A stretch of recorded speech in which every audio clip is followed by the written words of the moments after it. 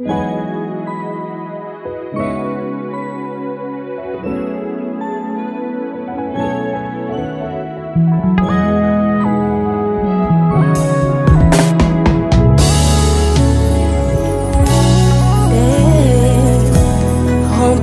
de joie, je peux crier haut et fort combien ton amour. Acclamer le roi des rois.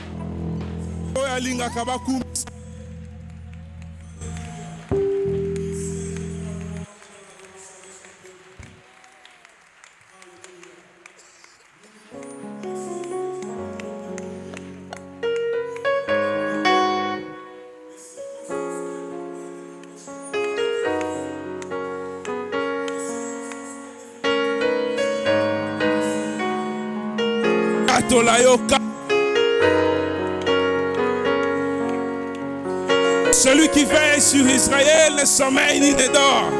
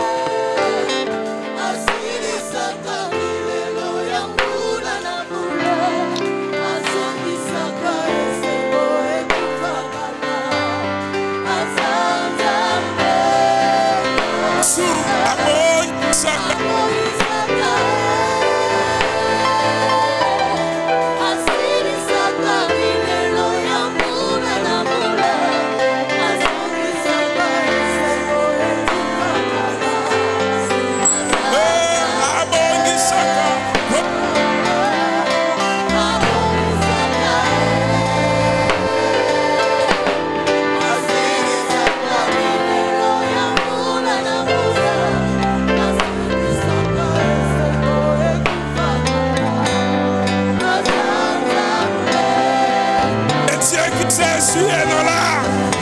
Le Dieu qui sait, tu es là. Le Dieu qui sait, tu es là. Alléluia.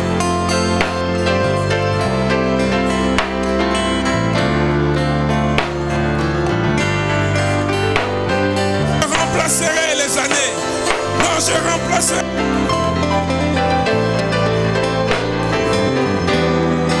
Dieu, il dit.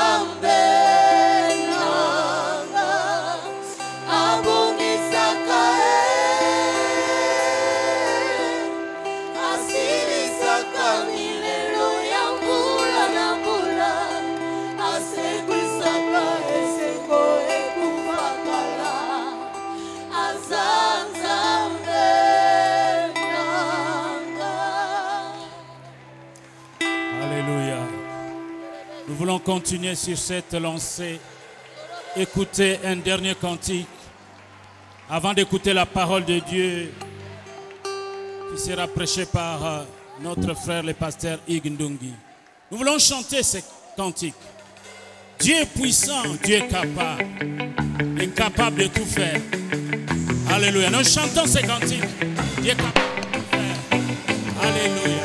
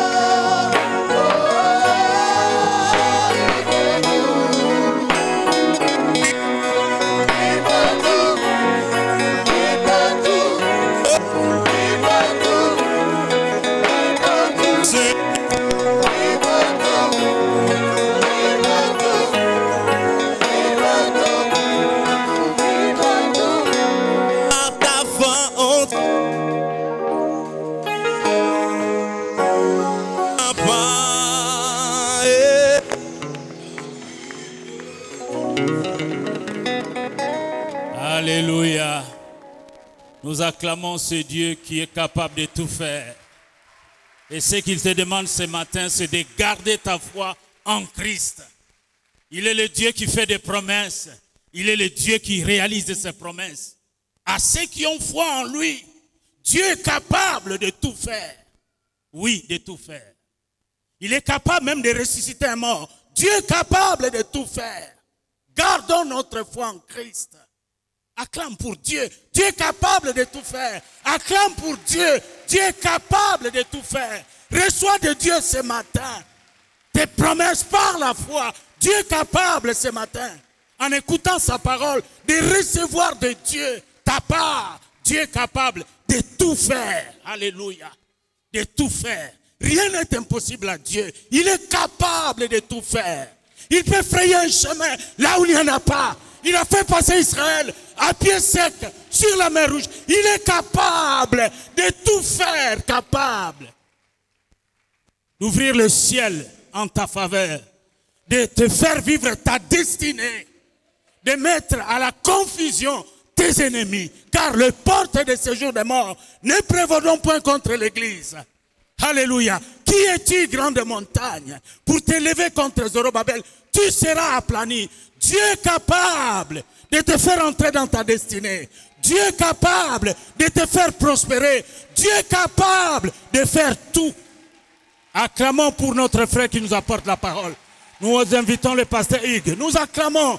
Dieu est capable. Alléluia. Gloire à Dieu. Il est capable de tout faire. Alléluia. Alléluia.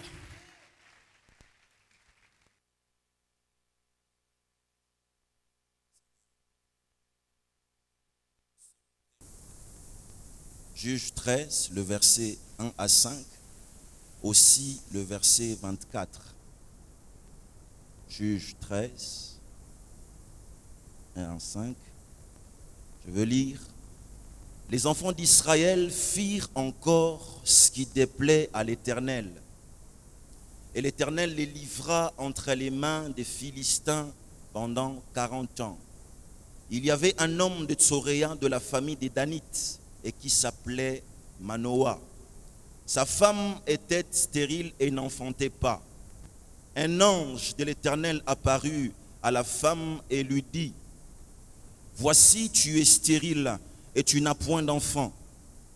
Tu deviendras enceinte et tu enfanteras un fils. Maintenant, prends bien garde.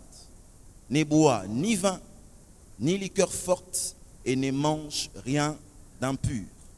Car tu vas devenir enceinte et tu enfanteras un fils. Le rasoir ne passera point sur sa tête, parce que cet enfant sera consacré à Dieu dès les ventres de sa mère. Et ce sera lui qui commencera à délivrer Israël de la main des Philistins. Le verset 24. La femme enfanta un fils et lui donna le nom de Samson. L'enfant grandit et l'Éternel le bénit. Bien-aimés, chers frères et sœurs, le grand sujet d'où j'ai tiré le thème de ce matin est la discipline. La discipline. Et le thème autour duquel nous allons parler ce matin est celui-ci, la nécessité de la discipline. Pour nous qui marchons avec le Seigneur, pour nous qui sommes ses enfants, il est important de savoir que nous devons être disciplinés. Est-ce que l'Église du Seigneur peut dire amen à cela? Ce message sera sans doute une interpellation pour certains, mais en tout cas pour nos amis à la jeunesse, nous avons déjà eu à voir quelques éléments avec eux. Certains vont se retrouver assurément. Église du Seigneur, vous serez d'accord avec moi ce matin qu'au sport, aucun athlète ne peut penser à la victoire, ne peut penser se distinguer s'il manque de discipline. Et nous le savons. Généralement, je ne sais pas quand est-ce que les Jeux olympiques vont bientôt arriver, mais nous savons que quand ces activités ou ces assises s'approchent, en tout cas du reste déjà, pendant ce moment, ces athlètes, assurément, ils sont en train de travailler. Ils sont en train de s'entraîner parce qu'ils ont un objectif. Ils veulent remporter le prix. Ils doivent participer activement aux entraînements. Sinon, la victoire n'est pas possible. De même aussi, nous, chrétiens, enfants de Dieu, nés de nouveau, est-ce que ce matin je parle à quelqu'un? Nous aussi, enfants de Dieu, nés de nouveau, eh bien nous ne pouvons pas, personne en tant qu'enfant de Dieu, personne ne peut accomplir avec succès sa mission s'il manque de discipline. J'aimerais déjà à partir d'ici ouvrir une parenthèse pour dire que mon frère, ma soeur, quelles que soient les circonstances et les réalités qui ont entouré ta conception et ta naissance, ce matin, Dieu voudrait te faire connaître que tu n'existes pas par hasard. Dieu a connu le jour de ta conception et de ta naissance. Cela veut donc dire que devant Dieu, tu as de la valeur. Tu n'existes pas par hasard. Dieu a des choses à faire avec toi. Voilà pourquoi il est important de savoir que en tant qu'enfant de Dieu, j'ai une mission. Je n'existe pas par hasard. Dieu ne m'a pas positionné dans sa maison en vain.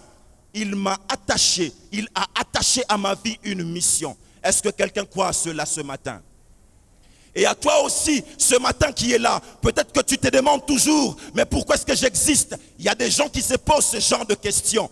Laisse-moi te dire ce matin, tu as besoin de Jésus. Tu as besoin de cet homme qui donne un sens véritable à la vie. Il te fera comprendre quelle est ta mission. Et tu vivras pleinement ta vie dans la joie et dans le bonheur. Quelqu'un me dit Amen. Eh bien, l'idée centrale autour de laquelle nous voulons partager la parole de Dieu ce matin est celui-ci. Le chrétien doit être discipliné. Le chrétien doit être discipliné. Parce que nous avons une mission. Chacun de nous a une mission. Ce n'est pas forcément passer ici devant, tenir le micro et parler. Pas forcément. Chacun de nous a une mission. Voilà pourquoi Dieu est important pour nous. Parce que c'est lui qui nous indique, qui nous oriente. Afin que nous ne puissions pas nous perdre en faisant de choix. Je ne sais pas moi, en tâtonnant. Mais avec Dieu, par le Saint-Esprit, il nous oriente. Nous faisons de choix. Et ces choix nous apportent le bonheur. Et bénissent aussi les autres autour de nous. Découvrons à présent quelques raisons pour lesquelles le chrétien doit être discipliné.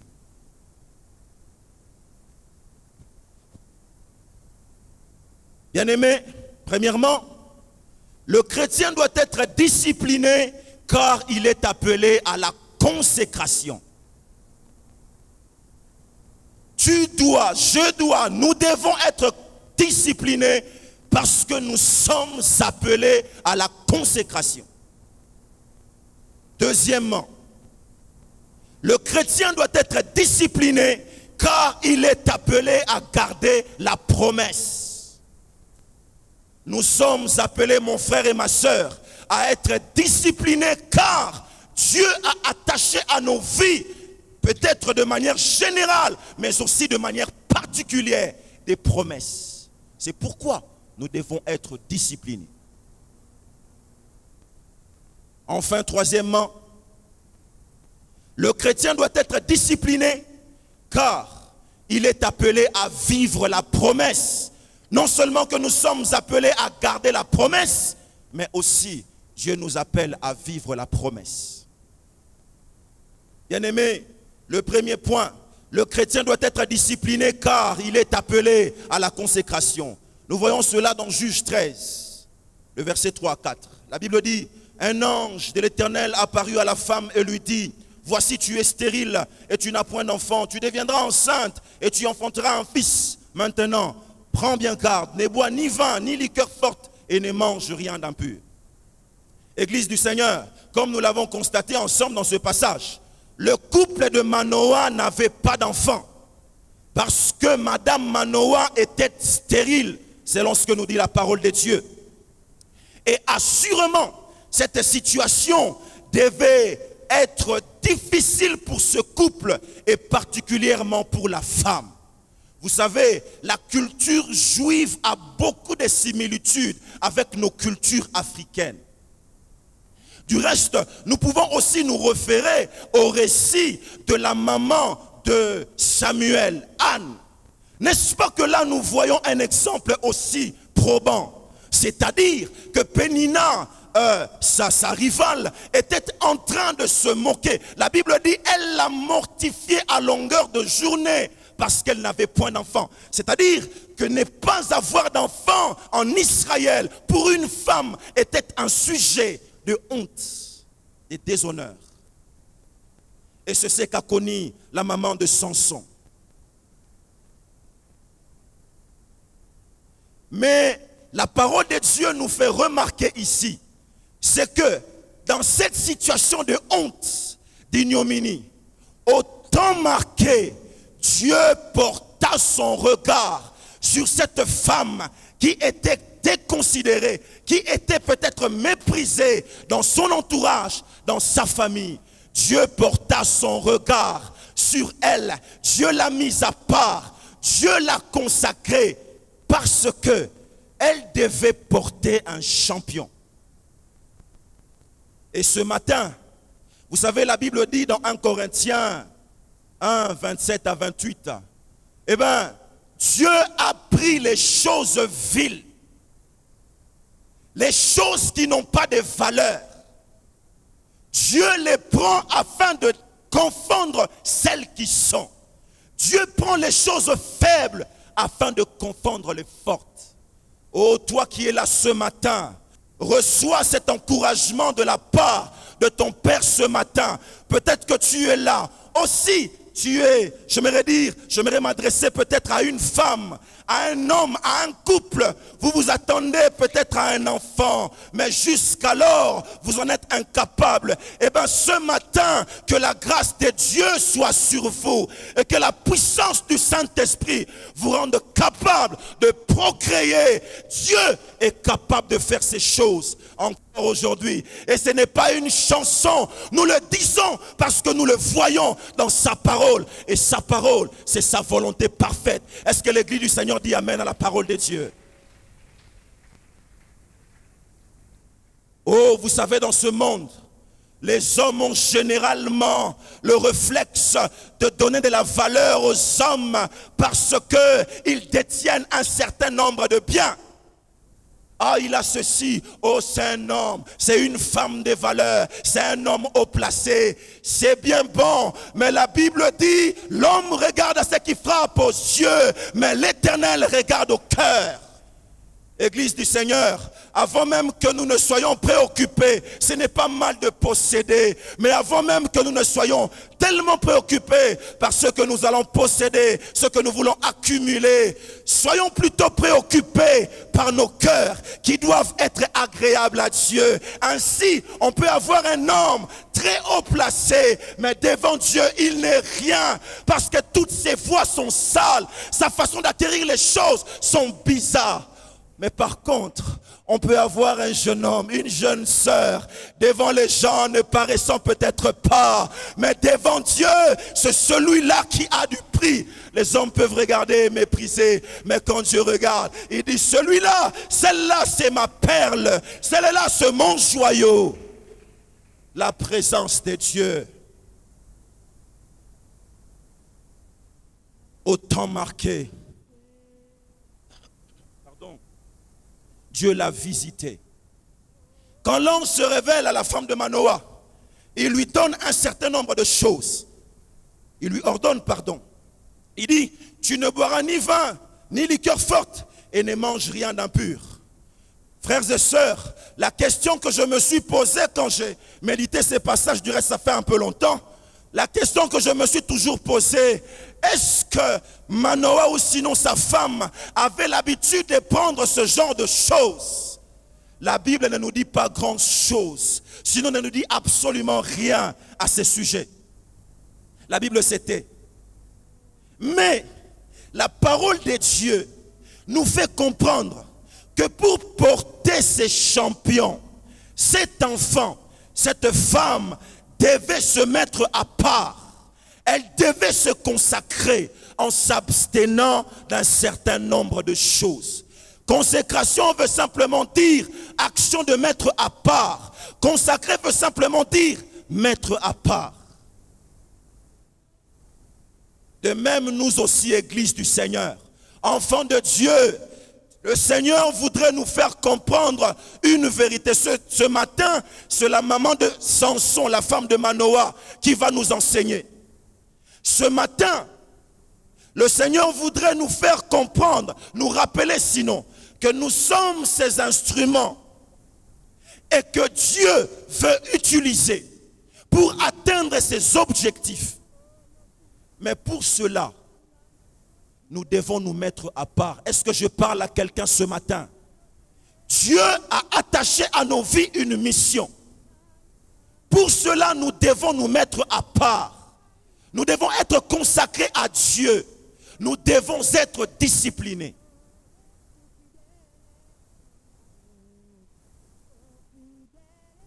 Nous devons nous séparer de certaines choses. Nous devons nous séparer de certaines personnes.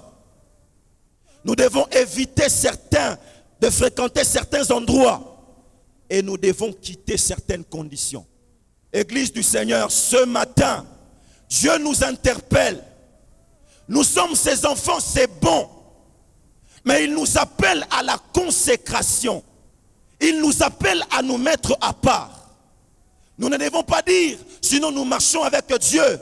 Mais en même temps, nous sommes dans des choses qui n'honorent pas Dieu.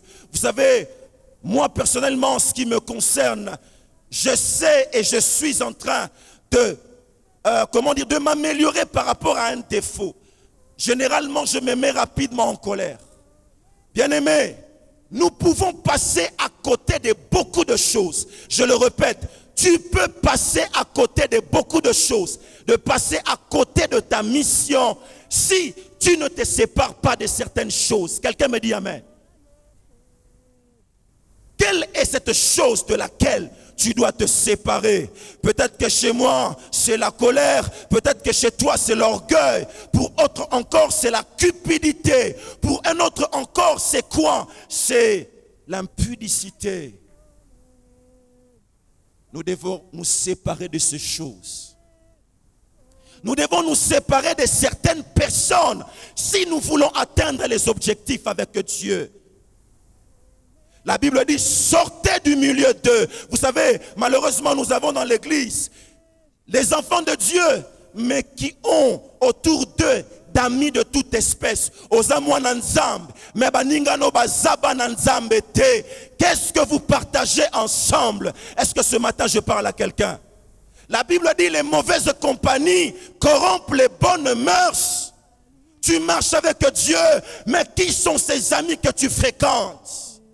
À l'église, tu es enfant de Dieu, frères et sœurs, mais quand tu es ailleurs, on ne te reconnaît pas. Oh, que ce matin, la grâce de Dieu soit sur toi et que tu comprennes, tu n'as pas intérêt à négliger la valeur et l'importance que Dieu attache à ta vie. Est-ce que je parle à quelqu'un ce matin?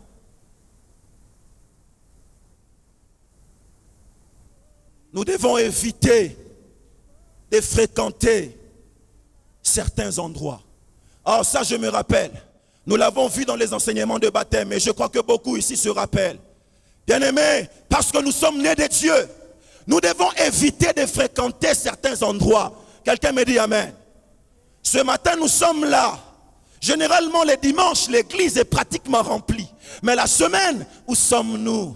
C'est vrai, nous avons du travail, nous sommes occupés. Et puis quoi encore? Les activités. Mais bien aimé, là où nous sommes, qu'est-ce que Dieu dit de toi? Quand Dieu te regarde, qu'est-ce qu'il perçoit de ta vie? Où est-ce que tu vas? Qui passes-tu du temps? Tu affliges le cœur de Dieu. Ce matin, il t'appelle. Reviens à lui. Il ne veut pas que tu puisses continuer à fréquenter ce genre d'endroit. Dans son cœur, il y a une grande place. Et c'est une place importante pour toi. Quelqu'un me dit amen. C'est très important, frères et sœurs. Nous avons aussi dit que nous devons quitter certaines conditions. Vous savez, la marche avec Dieu a des exigences. La marche avec Dieu, c'est vrai que nous sommes heureux, mais il faut des sacrifices. Il faut le renoncement. La Bible dit, si tu acceptes le Seigneur et que tu veux regarder en arrière, tu n'es pas digne. Nous sommes dans le Seigneur. Nous devons éviter d'avoir de deuxième femme. Quelqu'un me dit amen ce matin. Nous sommes enfants de Dieu. Ici, la parole de Dieu nous fait comprendre que nous devons quitter certaines conditions. Nous sommes là à l'église, servant le Seigneur. Mais quand nous sommes au bureau, qui sommes-nous réellement? Nous devons quitter certaines conditions. À moins que nous soyons tellement ce que nous sommes et bafouons la grâce de Dieu. Mais si nous avons de la considération pour Jésus qui a versé de son sang à la croix de Golgotha afin de donner un sens à nos vies, nous avons intérêt à revoir notre façon de marcher et de faire. Quelqu'un me dit amen ce matin. Quittons certaines conditions. Tu es ici, peut-être que tu sors avec un papa d'autrui, marié, jeune sœur. Dieu ne veut pas cela. Tu es en train de t'apporter, de t'attirer malédiction et condamnation. Quitte cette condition, regarde à Dieu. Toi qui es marié, Dieu ne veut pas que tu puisses chercher à gauche et à droite le jeune fille d'autrui. Cela ne fait que t'attirer colère du Seigneur. Quelqu'un me dit amen ce matin. Et oui, c'est cela la parole de Dieu. Tu veux être utilisé puissamment par le Seigneur. Alors, mets-toi à part. Amen. Nous devons quitter ces conditions. Le deuxième point, le chrétien doit être discipliné car il est appelé à garder la promesse. Les personnes qui réussissent leur mission sont des personnes qui sont disciplinées. Nous l'avons dit. Bien-aimés, et cela se vérifie dans tous les domaines de la vie. Même pour ceux qui sont aux études. Si tu n'es pas discipliné, tu ne te distingueras pas. Peut-être que tu feras une formation bâclée. Tu obtiendras un diplôme qui n'a pas de sens du tout. Tu as obtenu 74%. Mais quand on te donne un papier pour écrire, c'est le chaos. La discipline. Les personnes qui réussissent observent et respectent les règles établies pour la réussite.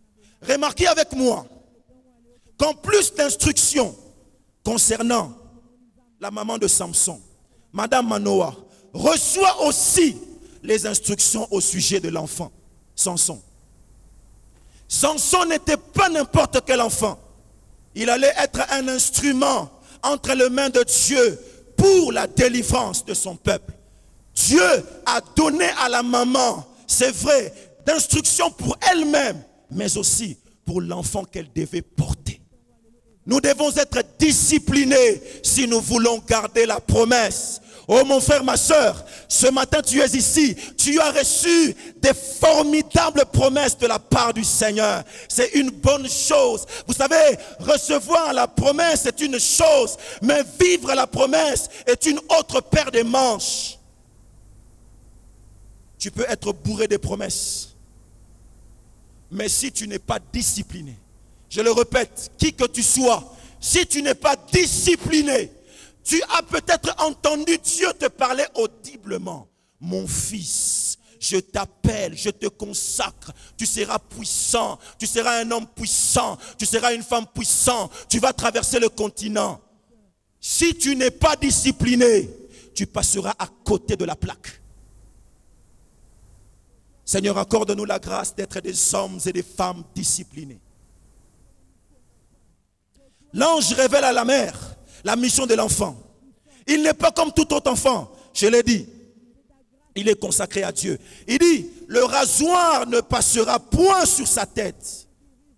Ceci veut dire, bien-aimés frères et sœurs, que Madame Manoah était une personne qui devait faire attention à elle-même.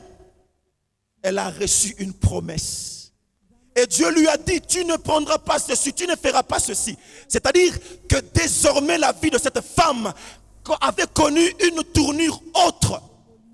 Elle ne devait plus vivre comme n'importe qui. Parce que la promesse était là. Bien-aimé, la promesse nous rend responsables. Quelqu'un me dit amen. La promesse nous rend responsables. Elle ne devait pas être distraite, encore moins négligente. Elle devait sans doute être attentive, prudente, discrète, éveillée et disciplinée. La négligence de sa part, la distraction et le manque de discipline allaient certainement provoquer l'avortement de la promesse. Mon frère, ma soeur, tu es là ce matin. Dieu t'a promis des choses, peut-être de manière générale. Du reste, ce livre est la source extraordinaire des promesses que nous recevons de la part de Dieu. Et ce matin, j'aimerais dire à quelqu'un, Dieu est fidèle. Peut-être que tu passes par un tunnel sombre. Comme nous l'avons dit, tu es tellement habitué à entendre ce genre de choses. Ce ne sont pas des slogans. Dieu est encore vivant parce que tu es sa brebis. Il peut prendre soin de toi. Il peut te surprendre. Il peut changer les choses. Il peut essuyer tes larmes. Comme nous les chantons dans ce cantique. Abongisaka. Ezama solote. Ezaya solo. Nzamba bongisaka. Asilisaka milelo ambula nambula. Azongisaka esengo. O ekufakala. C'est ce qu'il est capable de faire. Notre Dieu. Il en est de même pour nous aussi aujourd'hui, frères, sœurs, en tant que chrétiens, ayant reçu des promesses de la part de Dieu, nous sommes obligés, je le répète, en tant que chrétiens ayant reçu des promesses de la part de Dieu, à moins que tu sois là dans l'église, mais tu ne sais pas ce que tu viens chercher ici. Que le Seigneur ce matin te rencontre. Alléluia. Autrefois aussi, nous venions ici à cet endroit. Nous ne savions pas qu'est-ce que nous venions chercher. À l'époque, l'hangar était ici. Nous venions, nous écoutons l'homme de Dieu prêcher et puis nous partions. Mais ce matin, ma prière, c'est que la grâce de Dieu te touche. Peut-être que tu te dis, mais qu'est-ce qu'il est en train de raconter ce gars? Il m'embête. Ok, mais le jour où l'amour de Dieu te saisira, les rires de mépris seront changés en larmes. Et là, tu auras compris que tu avais besoin de l'homme de Galilée et tu seras en train de regretter tes péchés. Oh Dieu, si je savais, j'aurais dû te rencontrer quand j'étais encore plus jeune. Je n'aurais pas commis beaucoup de dégâts. Que cela soit la part et la portion de quelqu'un ce matin.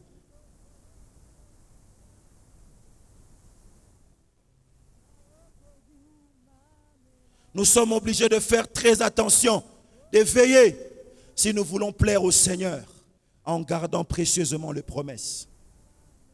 Les promesses divines tiendront dans nos vies, frères et sœurs, si nous ne nous permettons pas de vivre comme tout le monde. La promesse de Dieu, mon frère, ma sœur, dans ta vie tiendra si tu ne te permets pas de vivre comme tout le monde. Mais si tu penses que tu peux vivre comme tout le monde, tu passeras à côté. La promesse de Dieu n'arrivera pas. Elle ne s'accomplira pas. Tu ne la vivras pas. La faute, tu ne l'attribueras pas à Dieu. La faute est à toi-même. Parce que tu n'as pas été attentif. Parce que tu n'as pas été attentif. Parce que tu n'as pas compris.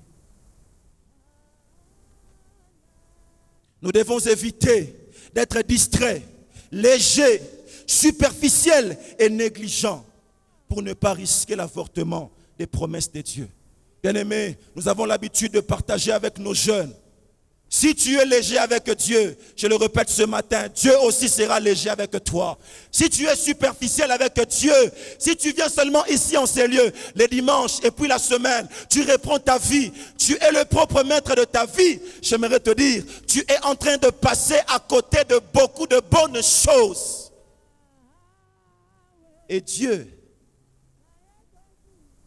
t'aime beaucoup, ça c'est sûr, mais tu passes à côté. Ressaisis-toi ce matin. Je disais, ressaisis-toi ce matin. Toi qui es encore maître de ta vie, ce matin, la voix du Seigneur s'adresse à toi. Ressaisis-toi ce matin. Ouvre ton cœur à Jésus. Laisse-le être le maître de ta vie. Et je puis t'assurer, tu ne le regretteras pas.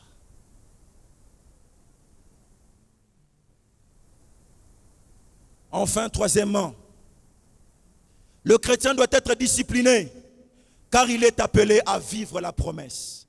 Bien-aimés, nous recevons la promesse, mais nous sommes aussi appelés à vivre la promesse. Tu dois vivre la promesse. La volonté de Dieu, c'est que tu vives la promesse. Sinon, pourquoi aurait-il fait la promesse? Est-ce pour s'amuser? Absolument pas. Il a promis à Israël des choses. Oh, j'aime Dieu. Vous savez, il est tellement formidable. Aucun prédicateur, et j'aime le dire, aussi puissant, éloquent soit-il, ne saurait suffisamment expliquer combien il est grand, combien il est bon, combien il est amour. Vous savez, tel que nous sommes là, enfants de Dieu, nous avons des imperfections, mais ce n'est pas pour autant qu'il nous met dehors.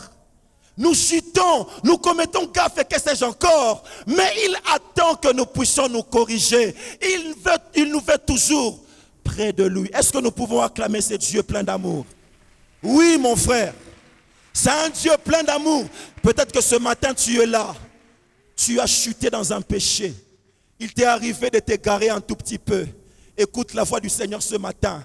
Reviens à la bergerie, ne va pas loin, car là dehors se trouvent les ours, là dehors se trouvent les loups, et tu es en danger. Mon frère, ma soeur, reviens à la maison, il y a une place pour toi. Papa t'attend, le cœur de papa bat au rythme d'amour pour toi. Quelqu'un me dit amen. Reviens à la maison, ne perds pas ton temps dehors, dans les poubelles, dans les eaux stagnantes du monde qui sont polluées. Viens boire à la source d'eau vive, reçois la vie en abondance et ensemble nous serons heureux.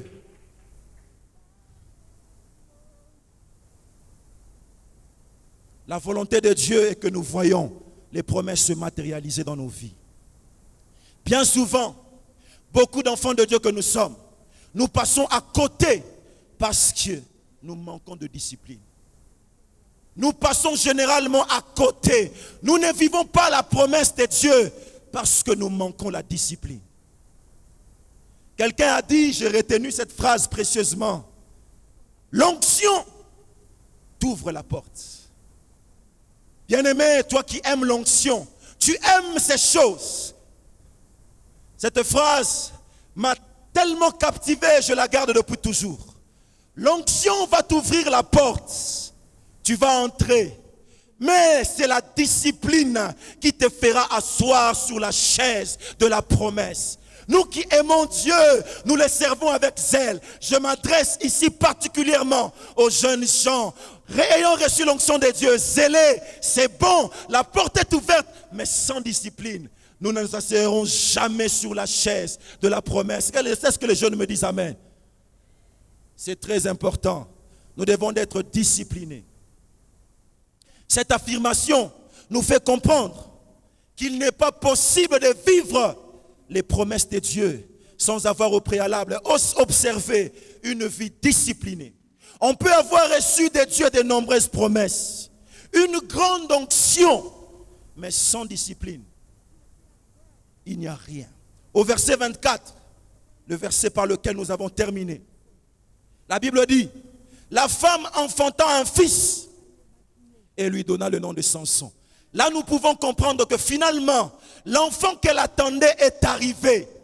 Pourquoi est-ce que Samson est arrivé? C'est parce qu'en amont, cette femme était consacrée. Elle s'était mise à part. Elle a observé ce que le Seigneur lui avait ordonné et lui avait indiqué. Oh mon frère, ma soeur, ce matin, non par habitude, mais soyons du nombre de ceux qui se mettent à part. Non seulement du nombre de ceux qui se mettent à part, mais aussi du nombre de ceux qui observent, honorent le Seigneur de par leur vie de tous les jours, afin que nous puissions vivre la promesse. Est-ce que l'église du Seigneur me dit amen? Eh oui, elle a vu l'enfant parce qu'elle avait observé ce que Dieu avait ordonné. Ni était cela. Peut-être que Samson allait, c'est vrai, naître, mais pas du tout être ce champion qui devait délivrer Israël.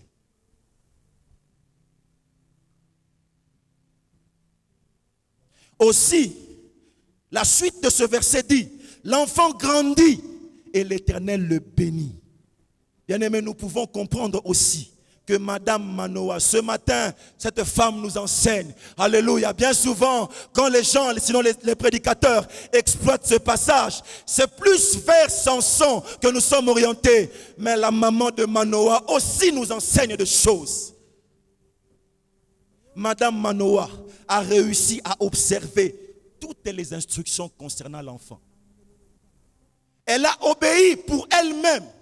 Mais aussi, il y avait des instructions concernant l'enfant.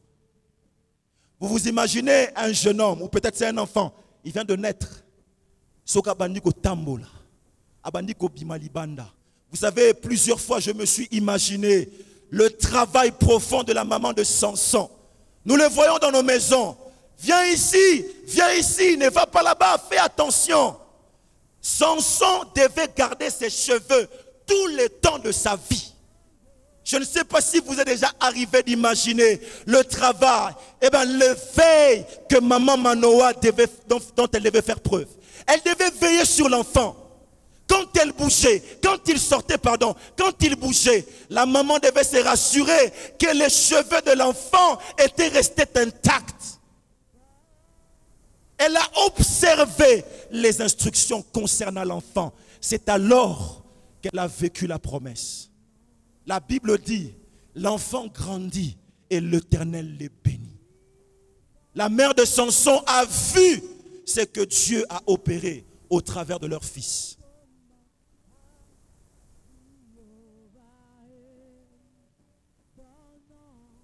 Bien-aimés frères et sœurs, ce que nous pouvons retenir ce matin, en ce qui nous concerne, c'est que nous vivrons les promesses de Dieu dans nos vies. Nous les verrons se matérialiser si nous sommes disciplinés. De même que Madame Manoa a accompli un grand et merveilleux travail autour de la vie de son fils, nous aussi, Église du Seigneur, nous aussi ce matin, le Seigneur nous appelle à travailler au quotidien de manière à l'honorer, de manière à veiller sur les principes qu'il a établis dans sa parole. C'est dans cette condition que nous vivrons les promesses. Bien-aimé, qui que tu sois, peut-être que la grâce de Dieu te permet de réussir dans un domaine comme dans un autre. Mais en tout cas, en ce qui nous concerne, nous, enfants de Dieu, les promesses de Dieu, comme l'a souvent dit notre Père ici, sont au conditionnel. La grâce de Dieu est là, c'est vrai, mais nous avons la part. Jamais Dieu viendra faire ma part. Dieu fera ce que toi tu ne peux pas faire. Et ce que toi tu dois faire, fais-le. En conclusion, 3 points ont été développés dans le cadre de ce message. Premièrement, le chrétien doit être discipliné car il est appelé à la consécration. Deuxièmement, le chrétien doit être discipliné car il est appelé à garder la promesse. Le chrétien, enfin, doit être discipliné car il est appelé à vivre la promesse. Frères et sœurs, en tant qu'enfants de Dieu, rappelons-nous que nous devons être disciplinés car nous sommes appelés à la consécration. Nous sommes appelés à garder la promesse et nous sommes appelés à vivre la promesse. Que Dieu bénisse sa parole.